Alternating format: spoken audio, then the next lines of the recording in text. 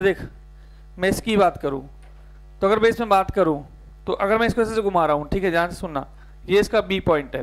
अगर मैं इसको बी पॉइंट के बाद अगर मैं रस्सी को ऐसे वेलोसिटी दूंगी जो बी के पास गिरेगा तो ये यूं करके यूं बेंड हो जाएगा।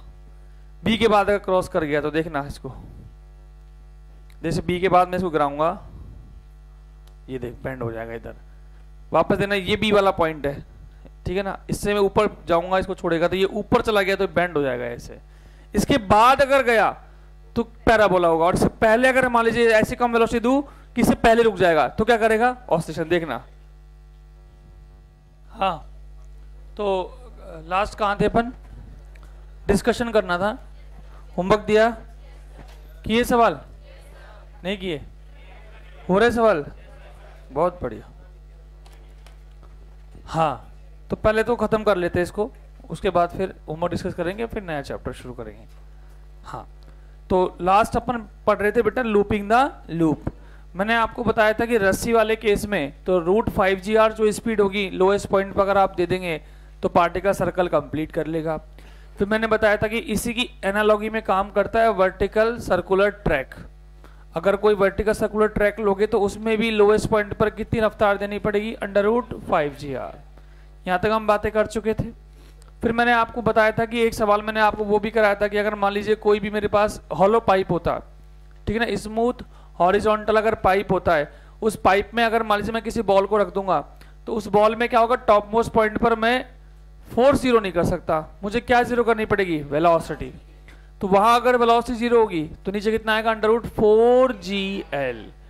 तो ट्रैक के केस में, सॉरी पाइप के केस में, हॉलो पाइप के अंदर अगर रिंग फंसा देंगे तो उस केस में आंसर क्या आएगा, √4gl।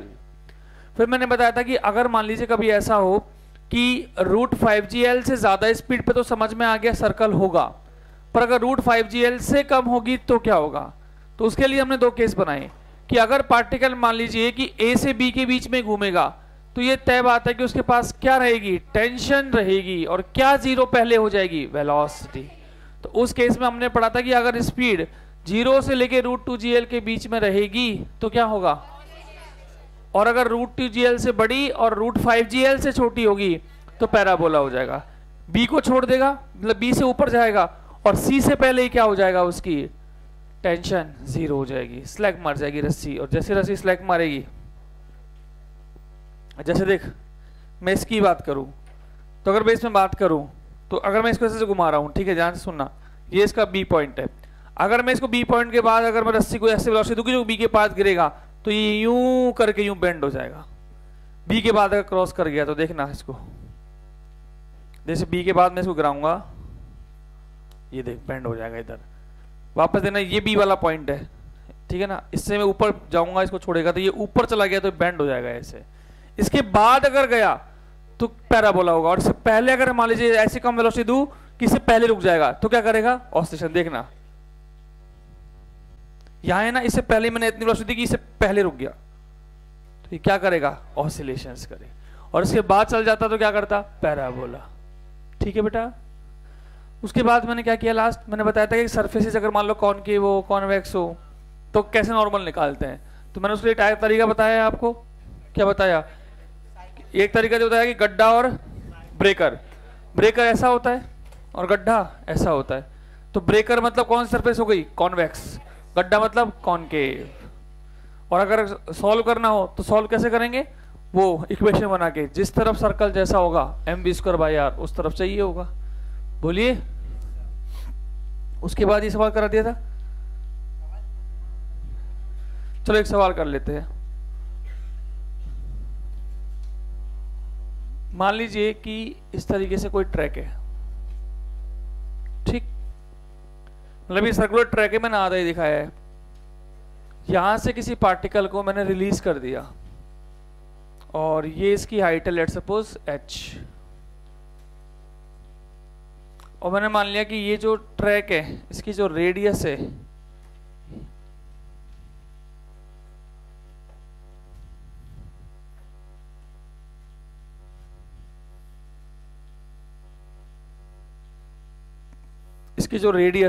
वो कितनी है, r। तो बोला गया find out the height, find out the minimum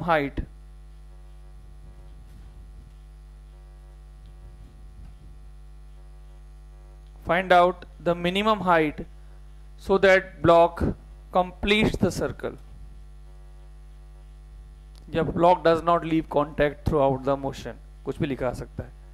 Find out the height, find out the minimum height, find out the minimum height for which block does not lose contact throughout the path. Block does not lose contact throughout the path.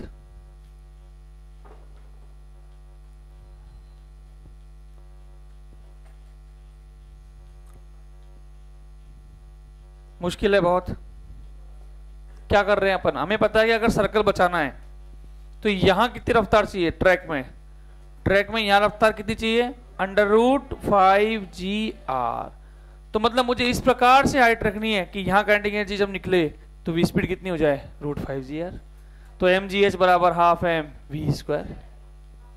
बोलो. और v कितना होना चाहिए बेटा, नहीं आया समझ में, ये यहां पर v होगा √5GR. और अब मुझे पता है कि यहां मुझे लाना है. मैंने आपको सिखाया था COMe कैसे लगाते हैं, पहले बताओ COMe लगा सकते हैं क्या, क्यों. देखो सर, नॉर्मल है और mg है, नॉर्मल का वर्क डन सदैव कितना आएगा, 0. देखिए बेटा, देखते ही COMe तो अभी तो आपके दिमाग में आएगा, क्योंकि अभी तो ये हेडिंग चल रही है और ये हेडिंग चल रही है, मैं बोल रहा हूँ यही लगाना है.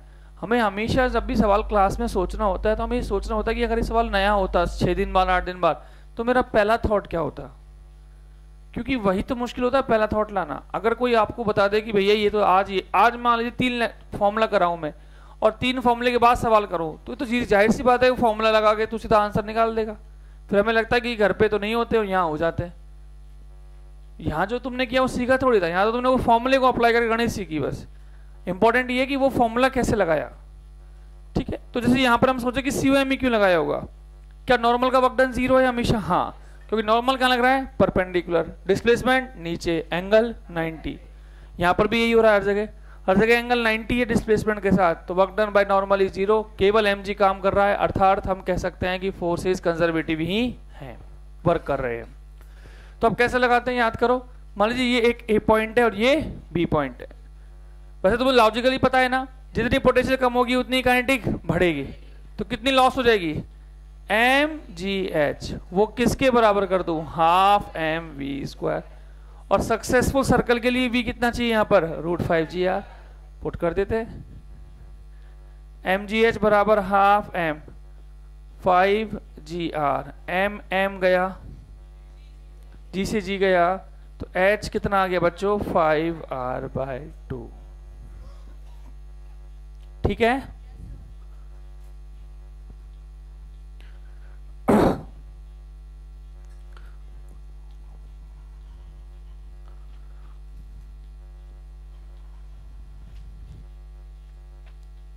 और देखिए, मैं इसमें ऐसे सवाल भी बना सकता हूं कि जैसे ये कटोरा है, उल्टा कर दिया उसको. ठीक, इस तरीके से कोई कटोरा है, इसको मैंने उल्टा कर दिया. और मान लीजिए ये इसका सेंटर है बेटा, और ये क्या हो गया, इससे यहां से पास होने वाली, इस तरीके से ये सेंटर है. यहां पर मैंने क्या किया कि एक ब्लॉक रख दिया, कोई भी ब्लॉक, और उसको रिलीज कर दिया. मतलब ब्लॉक कैसे रखा और हल्का सा इसको बस क्या दे दिया, वेलोसिटी दे दी. चलो वेलोसिटी दे देते, 1/2 टाइम्स ऑफ √GR. ये वेलोसिटी मैंने इसको दे दी. अब मुझे बताओ क्या होने वाला है, क्या ऐसा हो सकता है कि ये इसको छोड़ दे, अरे यूं से यूं गिर जाए, यूं कटोरा है ना ये यहां रखा हुआ है, क्या ऐसा भी हो सकता है कि ऊपर सीधे निकल जाए, अरे ये तो वेलोसिटी के ऊपर डिपेंड करता था ना. पहले केस समझो क्या क्या बन सकता है. ये कटोरा है उल्टा, इसमें यहां पार्टिकल रखा हुआ है, मैं इतनी वेलोसिटी दूं कि सीधे चला जाए, मैं इतनी कम वेलोसिटी दूं कि थोड़ा नीचे जाए लेकिन यहां जाके छूट जाए, और मैं इतनी कम दूं कि कभी छोड़े ही ना. अरे तीनों मेरे हाथ में है पक्का. तो मैंने ये वेलोसिटी दी है और मैंने बोला गया कि ये पार्टिकल कहां कांटेक्ट छोड़ेगा, मतलब हाइट निकालनी है वैसे तो, पर मैं आपसे पूछ रहा हूं एंगल. कि मान लीजिए लेट सपोज पार्टिकल यहां जाके छोड़ रहा है किसी जनरलाइज पॉइंट पर, कितने एंगल थीटा पे, तो बताइए थीटा कितना होगा। तो ये सवाल है, स्टूडेंट क्वेश्चन होता है, इसलिए बता रहा हूं कि जैसे यहां पर पार्टिकल आ गया घूमते हुए, मुझे निकालना क्या है कि यहां पे क्या हो रहा होगा, पार्टिकल ने क्या छोड़ दिया, सर्कल, नीचे गिर गया, नॉर्मल क्या हो गया, 0। तो थीटा निकालना है व्हेन ब्लॉक लूजेस कांटेक्ट। ठीक है, अब कैसे अप्रोच करते हैं, सवाल आ गया। मान लो मैंने आपको बताया, क्या ये आपको समझ में आ रहा है कि सवाल वर्टिकल सर्कल का है? अरे सवाल वर्टिकल का ही तो है, तो आपको पता है दो ही कॉन्सेप्ट आ सकते हैं मैक्स टू मैक्स, COMe और फोर्स, COMe और फोर्स। तो बस वही काम करते हैं। एक काम करते हैं, यहाँ इक्वेशन लिखते हैं, ठीक है, यहाँ की FBD बनाते हैं। जरा बताइए क्या क्या लग रहा होगा बेटा, नीचे क्या लग रहा होगा, पक्का नॉर्मल कैसे लग रहा होगा, इसी लाइन पर ऐसे। ठीक है, कंपोनेंट किससे करूँ हम, नॉर्मल के कि MG के? कंपोनेंट का डिसीजन किससे होता है, सेंटर से। सेंटर की तरफ ये है ना, तो नॉर्मल ऑलरेडी सेट है, किसको तोड़ना है, MG को। अरे बोलिए, तो ये थीटा तो ये भी थीटा, तोड़ो, तो इधर क्या आ गया, MG cos थीटा। बोलिए, अरे समझ में आ रहा है तुम्हें, क्या होगा, MG cos थीटा। फिर पक्का ये क्या हो रहा होगा, MG sin थीटा। ठीक, मान लीजिए लेता हूं ये है MG sin थीटा। मुझे केवल नॉर्मल की चर्चा करनी है ना, तो इधर की तरफ इक्वेशन बनाओ, क्या बनती, n थोड़ी आएगा, MG cos theta, MG cos theta minus n बराबर m, मान लीजिए पॉइंट क्या है, P, तो m VP square by R। अरे क्या रुकेगा थोड़ी पार्टिकल, उसके पास तो यहां से यहां G आ रहा है, G लग रहा है नीचे, वेलोसिटी बढ़ेगी, तो यहां जीरो मत कर देना, वेलोसिटी जीरो थोड़ी होगी, ज्यादा वेलोसिटी कहां गिर जाएगा, नीचे, तो वेलोसिटी तो रहेगी। तो ये इक्वेशन बन गई। अच्छा, अगर कांटेक्ट लूज करना है, इसका मतलब, बहुत बढ़िया, कांटेक्ट लूज, इसका मतलब क्या कर दूं, नॉर्मल को 0 बना दो।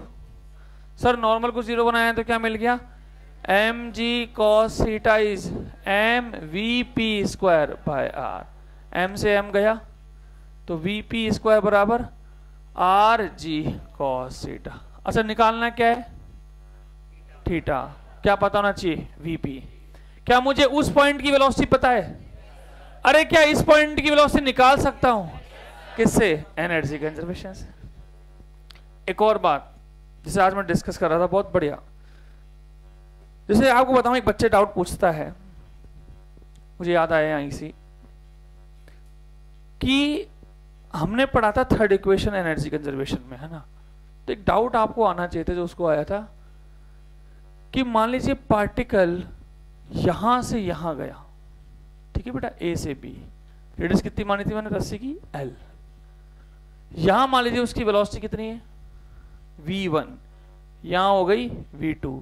एनर्जी कंजर्वेशन वो लगा के दिखाओ, इक्वेशन कैसे बनाएंगे वेलोसिटीज के बीच में, क्या लिखता, V2 स्क्वायर, और फाइनल वेलोसिटी कौन सी है, अब V2, क्या होगा, V2 स्क्वायर बराबर V1 स्क्वायर प्लस या माइनस, अरे वेलोसिटी कहाँ है, ऊपर, G नीचे, तो माइनस आएगा ना, फिर 2GL, पक्का सही है ना, हाँ ये करेक्ट है। पर उसने बोला कि सर आपने वहां पे एस लिखाया था डिस्प्लेसमेंट, क्या लिखाया था, डिस्प्लेसमेंट तो ये है, गलत थोड़ी बोल रहा है, नहीं समझ में आया। अरे भैया यहां से यहां गया ना, डिस्टेंस क्या होती है, लेंथ, डिस्प्लेसमेंट होता है शॉर्टेस्ट लेंथ से, कुछ समझ में नहीं आता कभी भी, ये शॉर्टेस्ट लेंथ तो 9th 10th 8th 9th में सिखाने का तरीका होता है, सीधी दूरी, ये याद रखो कि इनिशियल से फाइनल को ज्वाइन करके एक सीधी लाइन, वो क्या होता है, डिस्प्लेसमेंट। तो डिस्प्लेसमेंट तो ये होगा ना यार, कितना, √2L, कितना होगा, पर आप तो कितना रखते हो सर इस पर, L। हाँ, तो ये पहली बात तो ये कि ये जो इक्वेशन लगाई वो मैंने केवल किस में लगाई है, वर्टिकल में, किस में लगाई है, वैसे तो ये इसका जो डेरिवेशन है वो थर्ड इक्वेशन से थोड़ी किया मैंने किससे किया था, एनर्जी से। तो याद रखना जब भी ये इक्वेशन लगाएंगे तो जो एस लिखेंगे वो वर्टिकल डिस्प्लेसमेंट होगा। क्या होगा? और भी आसान कहूं तो ऐसे याद रखो, काइनेमेटिक्स ऑफ सर्कुलर मोशन में जो पढ़ा था एस, वो तो था डिस्टेंस। क्या था? क्योंकि वो इक्वेशन थी नहीं, वो तो जुगाड़ था। और यहां पर जो इक्वेशन लगा रहे हैं, एनर्जी कंजर्वेशन लगाया है बेसिकली हमने, वहां पे काम आएगी हाइट। क्या काम आएगी? क्योंकि हमें डिस्प्लेसमेंट कहां देखना है? जी के अलाउ। कायदे से तो एक्सीलरेशन में केवल जी थोड़ी है इसमें, जी के जैसे यहां पे बात करूं, यहां पे नीचे क्या लग रहा है? जी। तो एसीपी है, 80 है ना, लेकिन एसीपी नहीं है क्या? तो रिजल्टेंट तो बीच में है ना। नहीं समझ में आया? अरे मैं बोलूं इस पॉइंट पे फाइंड आउट ए, तो नीचे क्या है? जी, और अंदर नहीं है क्या? V2 square by L. तो इसका नेट ए कितना आएगा इस पॉइंट पर? जी का square plus V2 square by L का होल स्क्वायर का अंडर रूट। तो मैंने यहां पे ए भी तो केवल कौन सा लिखा है? जी। तो याद रखना ये आती किससे है? एनर्जी कंजर्वेशन से आती है। और यहां पर आप ये याद रख सकते हैं कि जो ये हाइट है, ये जो डिस्प्लेसमेंट है, ये क्या होती है? हाइट होती है। क्या होती है? हाइट। अब आ जाते हैं उस सवाल पे दोबारा, तो कंफ्यूज नहीं होना, √2l नहीं लगाएंगे। ये कब आता है? अगर हम मान लो एग्जाम में जाते, तो एग्जाम में हमें सवाल मिल जाता है, ये कल मान लो जो संडे को पेपर है, तो वहां हम कंफ्यूज होते हैं कि सर डिस्प्लेसमेंट तो √2l होता है। हालांकि आप समझ सही बोला कि l है, क्योंकि हमने थोड़ा बहुत सीखा हुआ रहता है। पर याद रखिए क्यों l क्यों ले पाए? क्योंकि हमने यहाँ पर जो लगाई वो कौन सी ली है? डिस्प्लेसमेंट वर्टिकल वाला। अब यहाँ जाइए, क्या करूँ अब? यहां से यहां तक एनर्जी कंजर्वेशन लगाऊं या इक्वेशन लगा दूं? बस ध्यान रखना कि हाइट कौन सी आएगी? वर्टिकल। तो मान लीजिए ये वर्टिकल हाइट है, यही तो है वर्टिकल हाइट। कितनी? h। यहां से यहां लगाइए इक्वेशन, क्या लगा था? VP स्क्वायर बराबर VA स्क्वायर। नीचे आ रहा हूं क्या लगा दूं? Plus 2GH। सही है? h निकाल लो। ये h कैसे निकाले? अब h निकाल सकते हैं अपन। ये क्या है? l नहीं, r। रेडियस r मानिए ना अपन ने, ये r है कंप्लीटली। ये एंगल थीटा है ना, तो ये इतना सा क्या हुआ? r cos theta.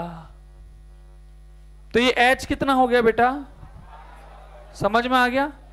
h कितना होगा? r minus r cos theta. रख देते हैं यहां पर। अच्छा, VP की वैल्यू ये रही कितनी? RG cos theta. VA की वैल्यू ये रही 1/4 GR प्लस 2G। R की वैल्यू 1 माइनस cos थीटा। यहां से क्या मिल जाएगा? थीटा। कैसे?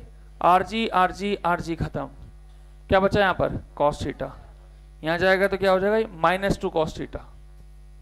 तो उधर क्या हो जाएगा? 3 cos theta is equal to 1/4 plus 2, कितना हुआ ये? 9/4। तो 3 cos theta is equal to 9/4। तो cos theta is equal to 3/4। ये वो थीटा आएगा जब ये कॉन्टैक्ट छोड़ देगा। रटना है? क्या रटनी है? कुछ नहीं, प्रोसेस है ये तो, कि यहाँ पर हमेशा सॉल्व होता है। तो बस ज्यादा ज्यादा क्या हो सकता है? इक्वेशन बनानी पड़ सकती है आपको। यहाँ कॉन्टैक्ट छोड़ना था, इसलिए क्या जीरो किया? नॉर्मल। ठीक है, लिख लीजिए। यहाँ पार्टिकल की मान लीजिए वेलोसिटी जो है वो है √4rg। पार्टिकल का मास m। Find out it's acceleration. जागते रहना भैया। नेक्स्ट लिखिए रिलेटिव।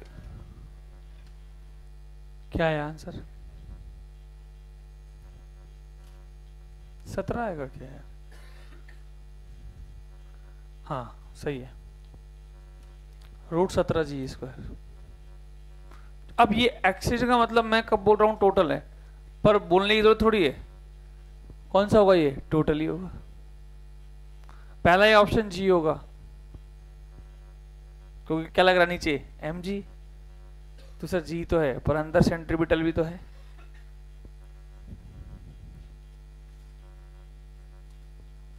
चलें आगे।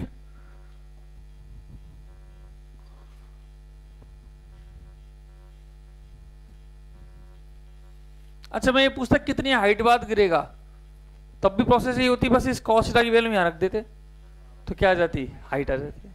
बुरा सवाल अगला, वो बना हुआ सवाल, कोशिश करिए। हो गया, क्या आएगा आंसर? देखिए यहां पर नीचे तो क्या लग रहा होगा बेटा जी, mg, और एक इधर भी तरफ जी होगा ना, क्या, acp, तो इधर क्या लग रहा होगा, केवल g, तो at तो कितना हो गया g, और acp होता है v स्क्वायर बाय r। मान लीजिए रेडियस r थी तो कितना आया 4rg बाय r, कितना आया 4g। तो अब a टोटल ही तो हो गया a का मतलब, तो वो क्या होगा g का स्क्वायर प्लस 4g का स्क्वायर का अंडर रूट, सॉल्व करेंगे अंडर रूट 17g स्क्वायर।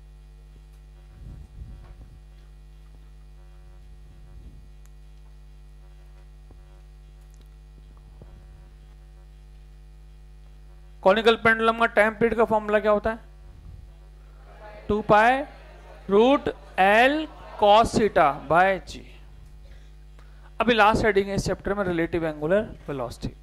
ये क्या होता है पहले देखते हैं।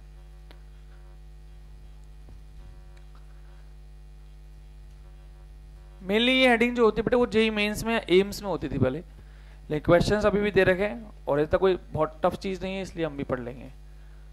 ये कोई भी सर्कल था, ठीक, ये सेंटर मानते थे हम O। मैंने मान लिया कि ये पॉइंट जो है A, ये ऐसे ऐसे जा रही है, तो ये इस तरीके से जा रहा है किसी किसी वेलोसिटी सी v से। तो आज से पहले हम क्या निकालते थे, ओमेगा निकालते थे खाली। कभी ये थोड़ी बोलते थे किसके रेस्पेक्ट में, बोला कभी नहीं बोला ना। ये रेडियस कितनी है r, ये एंगल थीटा। तो आज से पहले कभी भी हमने ये जिक्र नहीं किया कि ओमेगा किसके रेस्पेक्ट में, क्योंकि जिसका कोई नहीं उसका ग्राउंड। काइनेमेटिक्स में क्या होता है, when observer is not mentioned consider it is on ground. जिसका कोई नहीं उसका, और सर्कल में जिसका कोई नहीं उसका सेंटर। कायदे से जो हम कर रहे थे, जो ओमेगा निकाल रहे थे, वो किसके रेस्पेक्ट में निकाल रहे थे, सेंटर। अब ओमेगा होती क्या है, किसी को याद हो तो ओमेगा की दो परिभाषा मैं आपको बता सकता था। एक तो ये कि ओमेगा होता है sir D theta by d T.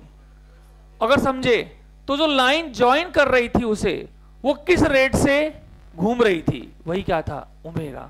भाई ये ए पॉइंट है ना, इसको किससे ज्वाइन किया, ज्वाइन किससे किया, ओ से। कितना एंगल घूम रही है, पर सेकंड घूमेगी, वही क्या है, ओमेगा। किसके रेस्पेक्ट में, ओ के रेस्पेक्ट में। क्योंकि ये पार्टिकल तो घूम रहा था ना, तुमने किससे जोड़ा इसको, सेंटर से, तो किसके रेस्पेक्ट में निकाल दी, सेंटर के रेस्पेक्ट में। पर मान लीजिए किसी का मन कर रहा होता कि मुझे तो सर इस पॉइंट के रेस्पेक्ट में निकालनी, कोई अनसेंट पॉइंट है बी, इसके रेस्पेक्ट में क्या ओमेगा होगी। तो पहला काम क्या करते, अब नजरें किस पे होती, बी पे, तो लाइन ज्वाइन किससे करते, बी से। तो ये होगी लाइन ज्वाइन बी से। और क्या करते, ये जो रेफरेंस लाइन आपने बनाई है, अरे बोलो, ये तो रेफरेंस लाइन है, इसे आगे बढ़ा लेते। बोलो, इस रेफरेंस, अब कोई ना कोई रेफरेंस लाइन से तो निकालोगे एंगल, मान लो ये रेफरेंस लाइन। तो अब ये रेडियस है क्या, नया नाम पड़ता x। क्या ये एंगल थीटा है, क्या थीटा ही है, क्या होता अल्फा। तो मैं बोलता ओमेगा जो आज से पहले आप निकालते थे ना d theta by d t, वो बेसिकली किसके रेस्पेक्ट में थी, omega of A with respect to O. क्योंकि सेंटर के रेस्पेक्ट में कितना एंगल है, थीटा। लेकिन मैं अगर पूछूं आपसे कि ओमेगा ऑफ उसी एक पार्टिकल की बी के रेस्पेक्ट में क्या होगी, तो पहला तरीका क्या होता, उस बी से उसको ज्वाइन करते किया। क्या ये रेडियस है, अरे आपने सेंटर से ज्वाइन किया था आज से पहले, इसलिए वो रेडियस बन रहा था। कोई और पॉइंट होता तो डिस्टेंस बनती, क्या नाम दे दिया उसको, एक्स दे दिया। और वेलोसिटी, सॉरी एंगल, तो क्या आंसर आना चाहिए, D alpha by d T. मुझे लग रहा है कि तुम्हें समझ में आ रहा है। तो ओमेगा किसी और पॉइंट के रेस्पेक्ट में कैसे निकाली जाती, अगर एंगल की फॉर्म में निकालते तो पहला काम उसे ज्वाइन कर देते, फिर किसी रेफरेंस लाइन से वो कितना घूम रहा है पर सेकेंड, वो उसी के रेस्पेक्ट में क्या हो जाती है उसकी ओमेगा। सिंपल सी बात यार। मान लीजिए पंखा घूम रहा है, ठीक है। अब अगर मैं चल रहा हूं, तो अब सेंटर मान लो मेरे रेस्पेक्ट में पूछूं ओमेगा मैं कैसे निकालूंगा, कैसे निकालूंगा? पहले ज्वाइन करूंगा, क्या करूंगा? ज्वाइन। फिर मेरे रेस्पेक्ट में किसी रेफरेंस लाइन से इसका कितना एंगल घूम रहा है, वही क्या होगी? ओमेगा। तो कभी कभी मान लो एंगल की फॉर्म में नहीं निकालनी हो, ये तो हुआ एक तरीका डिफाइन करने का। तरीका नंबर 2 क्या हो सकता है? परिभाषा से चल रहे कि सर आपने ओमेगा एक और बताया था हमें, मैं बताऊं जनरली एंगुलर वेलोसिटी क्या होती है? एंगुलर वेलोसिटी का जो फॉर्मूला होता है जनरलाइज, वो क्या होता है? ओमेगा जिसको हम बोलते हैं, वो होता है जॉइनिंग लाइन, मतलब ऊपर क्या आएगा? Perpendicular component of velocity upon joining line, ये होती है ओमेगा जनरलाइज। तो आज से पहले क्या हो रहा था? मालूम मुझे ओमेगा किस रेस्पेक्ट में निकालनी है? ओ के रेस्पेक्ट में। तो पहला काम क्या था? मैं किसी फॉर्म में निकालना चाह रहा हूं, ये किसी फॉर्म में? एंगल की फॉर्म में। किसकी फॉर्म में? एंगल की फॉर्म में।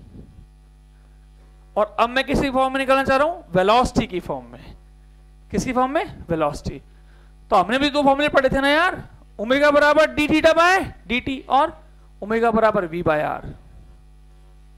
तो ओमेगा बराबर डी थीटा बाय dt किस फॉर्म में था? एंगल की फॉर्म में। और ओमेगा बराबर v बाय r किस फॉर्म में था? वेलोसिटी की फॉर्म में था।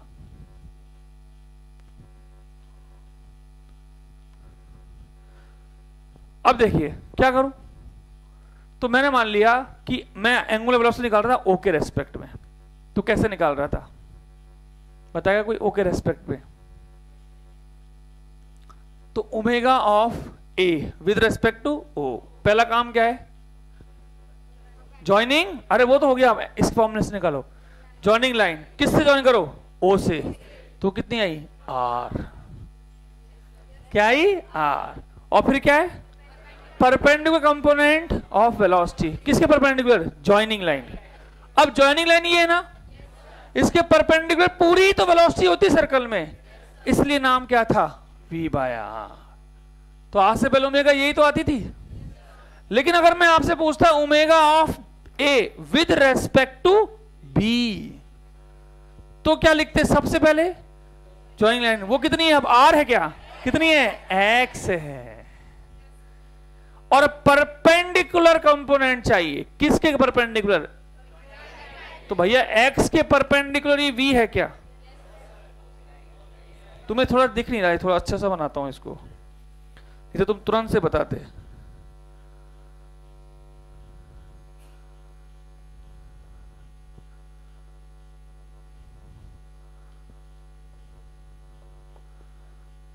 ये ले, यहां ले इसको, अब दिख जाएगा। ये बी पॉइंट है, ठीक है? इसको इसे ज्वाइन करेंगे। बोलो ये क्या है? एक्स। अब इस एक्स के परपेंडिकुलर है क्या ये? इसके एक्स के परपेंडिकुलर तो ये आएगा। मान लो क्या नाम दे दो इसको? v1। तो अब क्या आएगा यहां पर? v1 आएगा। तो omega of A with respect to B क्या बनती इसी सवाल में? v1 bye x। नहीं समझ में आया? तो हमें क्या याद रखना है? कभी भी अगर ओमेगा किसी और के रेस्पेक्ट में पूछे तो पहली स्टेप ज्वाइन कर दो। क्या कर दो? क्या कर दो? और नंबर दूसरा, उस ज्वाइनिंग लाइन के परपेंडिकुलर कंपोनेंट ले लो। जैसे जैसे मान लो और ले, मान लीजिए मैं बोलता कि ये एक पार्टिकल है, ठीक, रेस्ट पर है, और यहां जो पार्टिकल है उसकी स्पीड देखिए, लेट सपोज इस तरफ 20 मीटर पर सेकेंड, ये डिस्टेंस 10 मीटर और ये एंगल 37 डिग्री, ये ए ये B. Omega of A with respect to B. तो क्या करते? फॉर्मूला क्या होता था? ज्वाइनिंग लाइन, वो कितनी है? 10। अब परपेंडिकुलर चाहिए वेलोसिटी। किसके परपेंडिकुलर? तो 10 के परपेंडिकुलर कितनी है? इस वेलोसिटी का कंपोनेंट कर सकते हैं। इधर क्या आएगा? इधर जिस तरफ थीटा उस तरफ कॉस, और दूसरा वाला क्या होगा इसके? परपेंडिकुलर। कितना? 20 साइन 37। कितना हुआ ये? 20 इंटू 3/5 कितना 12। तो अब काम 20 आएगा या 12 आएगा? 12 आएगा। तो क्या लिखो आंसर? 12/10 6/5 कितना 1.2 रेडियन पर सेकेंड। अरे आया समझ में? पक्का ये ओमेगा होती है। अच्छा आज से पहले हमेशा क्या आता था? क्योंकि आप केवल किसके रेस्पेक्ट में निकाल रहे थे? सेंटर के रेस्पेक्ट। सेंटर के रेस्पेक्ट में जॉइनिंग लाइन हमेशा क्या बनेगी? रेडियस। और वेलोसिटी किस पे विराजमान थी? टेंजेंट पे। और रेडियस टेंजेंट के सदैव कितने एंगल पे था? 90 डिग्री। इसलिए फॉर्मूला V बाय R था। अरे क्या कॉम्प्लेक्स है? बहुत कॉम्प्लेक्स होता है इसको समझना। लेकिन क्या हम समझ पाए कि बेसिकली में ओमेगा को हम दो प्रकार से डिफाइन कर सकते हैं। एंगल के हिसाब से सोचें तो पहले वो जॉइनिंग लाइन का रेफरेंस लाइन से, अब देखो क्या ये एंगल थीटा और ये एंगल सेम आएंगे? तो ये एंगल क्या आएगा? अल्फा। तो इसके हिसाब से तो क्या बनेंगे? D alpha by d T. इसके हिसाब से D theta by d T. बोलो अब लिख लो। अब सवाल कर लेंगे मेरे से।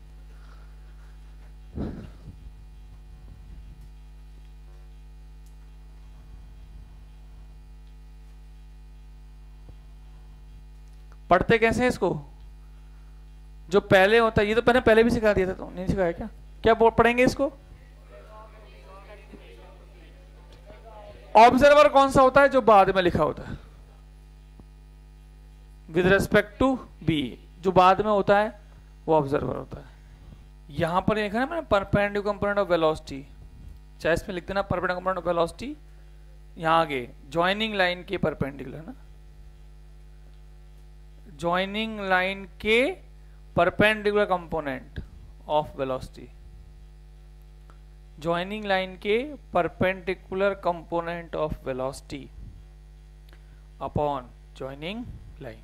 यहां पर एक पार्टिकल है या फिर एक पॉइंट मान लीजिए, ये है 3 मीटर का डिस्टेंस और यहां से 4 मीटर दूर इस वाले पॉइंट से एक पार्टिकल चल रहा है इधर, let suppose 20 metre per second की स्पीड से। यहां पर चल रहा है पार्टिकल 20 मीटर पर सेकेंड की स्पीड से, ये फिक्स है। तो बोला गया omega of A with respect to ओ।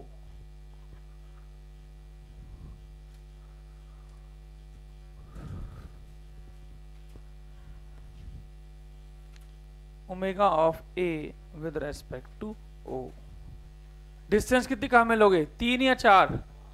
5। हाँ जी, क्या है आंसर? क्या किया पहला काम? ये हो गया जॉइनिंग लाइन, तो डिस्टेंस तो कितनी हो गई? 5। तो आंसर नीचे तो क्या आएगा? 5। अब वेलोसिटी कितनी आएगी? 20। तो जिन्होंने 20 मान लिया वो खत्म हो गए। परपेंडिकुलर लेनी होती है भाई। अरे ये एंगल थीटा मान लो ना यार, तो ये बाहर वाला एंगल थीटा, तो इसका एक उतर गया, एक कहां आएगा? इधर। ये वाला काम आएगा ना 20 साइन थीटा। नहीं समझ में आया? अरे ये 20 काम में आएगा कि 20 साइन थीटा? 20 साइन थीटा, क्योंकि परपेंडिकुलर चाहिए ना मुझे।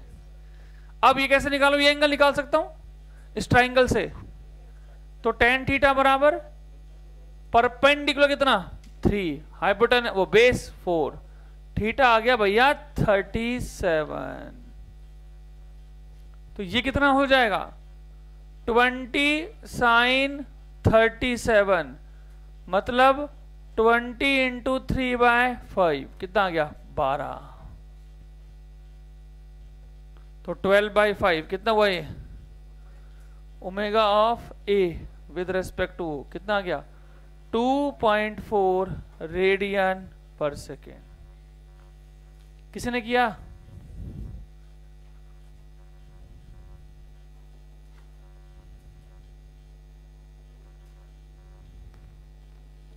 ये एडवांस में आया। बस यहाँ पे क्या था कि ये जो फिक्स पॉइंट था इसका जो नाम था, कुछ नाम दे रखा था, मतलब पर्सन बना रखा था, यहाँ पर पर्सन बना रखा था, बाकी डेटा सेम था, सेम आंसर था 2.4 रेडियन पर सेकेंड। मुश्किल है? अगला वो रखा बिल्कुल लास्ट में।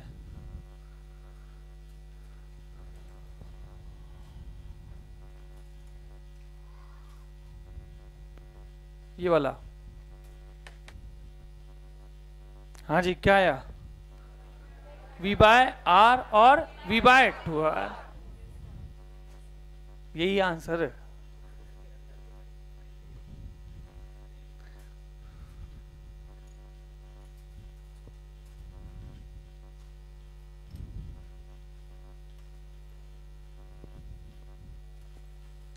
देखिए ओ के रेस्पेक्ट में तो ज्वाइनिंग लाइन कितनी है r, वेलोसिटी पूरी की पूरी v, ए के रेस्पेक्ट में ज्वाइनिंग लाइन कितनी हो गई 2r और स्पीड v, ये लो। अगला ये रहा। अब इसमें जैसे मान लीजिए जो ऑब्जर्वर था जिसके रेस्पेक्ट में अपन निकाल रहे हैं, आज से पहले तो वो हमेशा खुद किस पे, रेस्ट पे, अब वो भी चल रहा है, तो तुम्हें तो कुछ नहीं करना, तुम तो पहले ज्वाइनिंग लाइन देखो, क्या दिख रही है ज्वाइनिंग लाइन, इसके पहले परपेंडिकुलर कंपोनेंट बना लो, दोनों तरफ बना लो, दोनों की वेलोसिटीज के परपेंडिकुलर कंपोनेंट ले लो।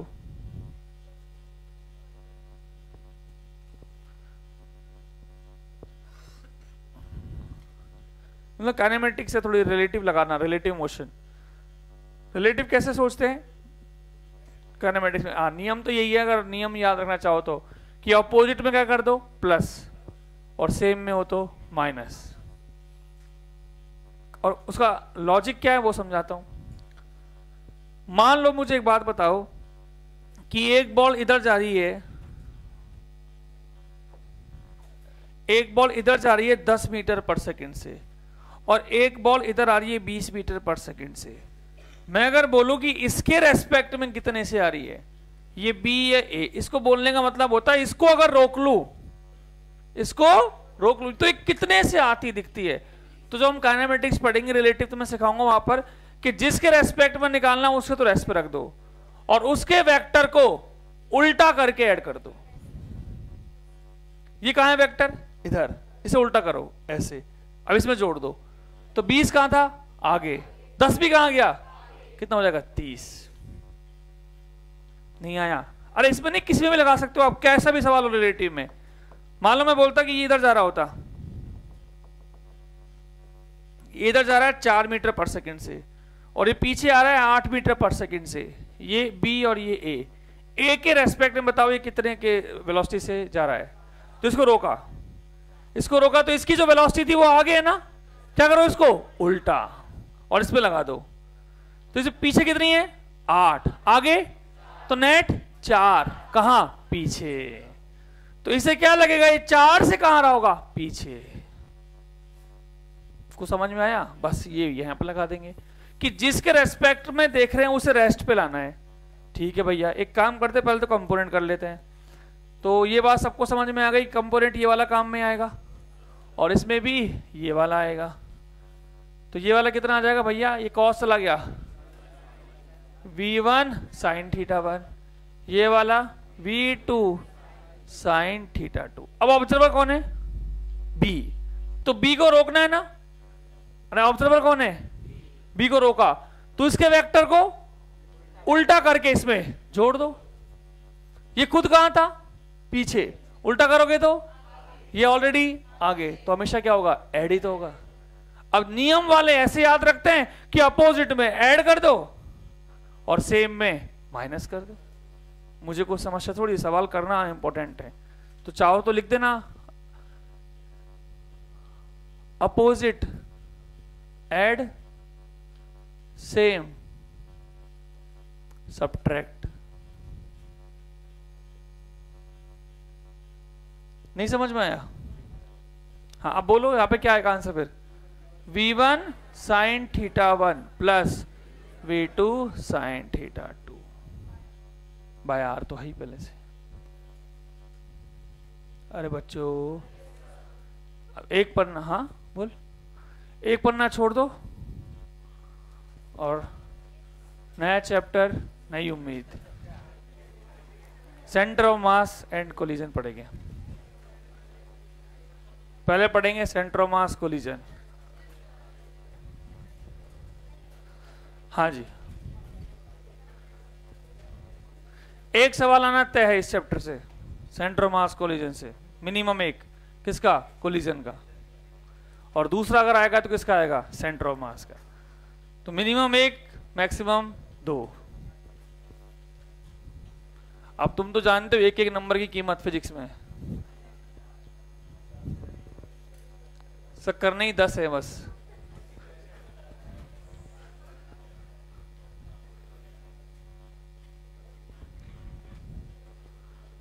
चलिए बहुत बढ़िया।